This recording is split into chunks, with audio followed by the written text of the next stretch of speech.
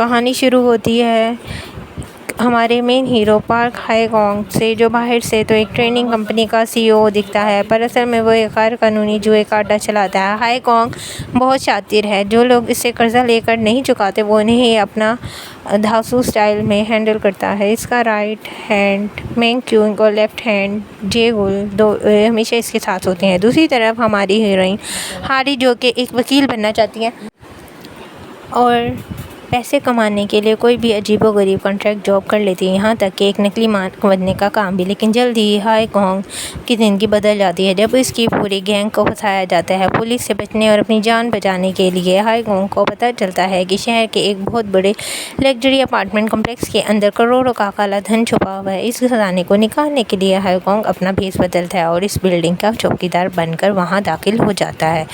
وہاں اس کی ملاقات ہاری سے ہوتی ہے اور دونوں مل کر اس چھپے ہوئے پیسے کو چرانے کا ماسٹر پلان بناتے ہیں۔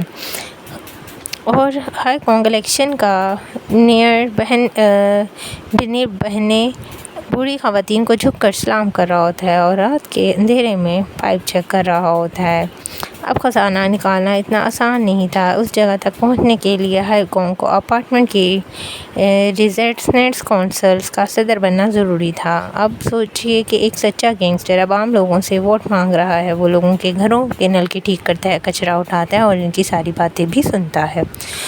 لیکن جیسے جیسے ہائے گونگ اس سوسائٹی کے اندر گھستا ہے، اسے سمجھ آتا ہے کہ اپارٹمنٹ کمپلیکس سے باہر جتنا شاندار ہے اتنا ہی اندر سے سڑ چکا ہے۔ وہاں کے پرانے عہدیدار اور امیر لوگ عام شہریوں کا پیسہ کھا رہے ہیں۔ اس دوران ہائے گونگ اور ہاری کے درمیان ایک خوبصورت سا رشتہ بن جاتا ہے۔ ہاری اسے قانون کے طریقے سکھاتی ہے اور ہائے گونگ اسے اسٹریٹ سمارٹ بننا سکھاتا ہے۔ لیکن کہانی میں ٹوئسٹ تب آتا ہے جب ہائے گونگ کا پرانا دشمن اور اس کا سابقہ مافیا باس جنگ وون اس کے پلان کو ٹریک کر لیتے ہیں۔ اور کہانی میں آگ تب لگتی ہے جب ہاری کی بہن ہا جونگ اپنی بہن کی پڑھائی کے لیے اپنی نوکری ٹرانسفر کرنے کا فیصلہ کرتی ہے تاکہ مزید پیسے کما سکے۔ ہاری اس بات پر بہت روتی ہے اور روتے ہوئے ہائے گونگ سے ملتی ہے اور اسے رات اس گھر رکنے کی اجازت مانگتی ہے۔ دونوں کے درمیان جذباتی رشتہ گہرا ہوتا ہے، لیکن تبھی آتا ہے اس ڈرامے کا سب سے بڑا ٹرننگ پوائنٹ۔ ہائے گونگ کا پرانا باس جنگ وون ہائے گونگ کو ایک خوفناک مشن دیتا ہے۔ وہ کہتا ہے اگر ہائے گونگ اور ہا جنگ کو جان سے مار دے تو اسے 10 ملین وون دے دیے جائیں گے۔ ہائے گونگ کا ایک گینگسٹر ضرور ہوتا ہے پر وہ قاتل نہیں تھا۔ وہ اپنی انسانیت نہیں بیچتا تھا اور ہا جنگ کو مارنے سے صاف انکار کر دیتا ہے۔ یہ فیصلہ کرتا ہے ہائے گونگ اپنے سب سے بڑے مافیا باس کے خلاف سیدھی جنگ کا اعلان کر دیتا ہے۔ دوسری طرف اپارٹمنٹ کے عام لوگ جنہیں ہائے گونگ نے بچایا تھا، ان لیڈرز سو جن کے ساتھ مل کر کرپٹ لوگوں کے خلاف ایک بڑی کامیابی حاصل کر لیتے ہیں۔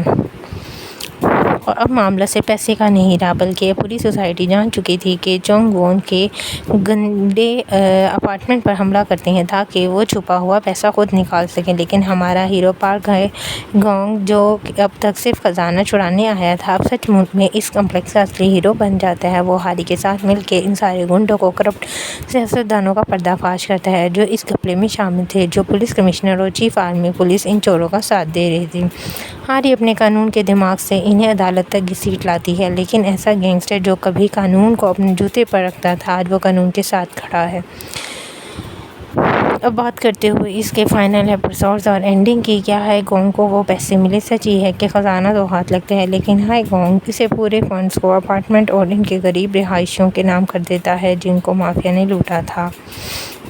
جنگ وون اس کے سارے کرپٹ ساتھی جیل کی سلاخوں کے پیچھے پہنچ جاتے ہیں۔ پارک ہائے گونگ اپنی پرانی کرائم لائف کو ہمیشہ کے لیے چھوڑ دیتے ہیں اور سچ میں اس سوسائٹی کا ایک مستقل اور چہیتا صدر بن جاتے ہیں۔ اور ہماری ہیروئن ہاری ایک کامیاب وکیل بن ہی جاتی ہے اور ہائے گونگ کے سارے پرانے کیسز کو قانونی طور پر ختم کروا دیتی ہے۔ اس طرح یہ تھرل کامیڈی ڈرامہ ختم ہوتا ہے اور یہ ڈرامہ بھرپور کرائم، کامیڈی اور تھرل سے بھرا ہوا تھا اور اس ڈرامے کی ہیپی اینڈنگ ہوتی ہے۔ تو دوستو، یہ تھی دی اپارٹمنٹ جاب کی یہ پوری کہانی۔ آپ لوگوں کو کیسی لگی؟ کیا ہائے گونگ کو اپنی جان پر کھیل رہا کر ہائے جنگ کو بچانے کا صحیح فیصلہ تھا؟ نیچے کمنٹ میں ضرور بتائیے گا، اور ویڈیو کو پسند آئی ہو تو لائک اور دوستوں کے ساتھ شیئر ضرور کیجیے گا۔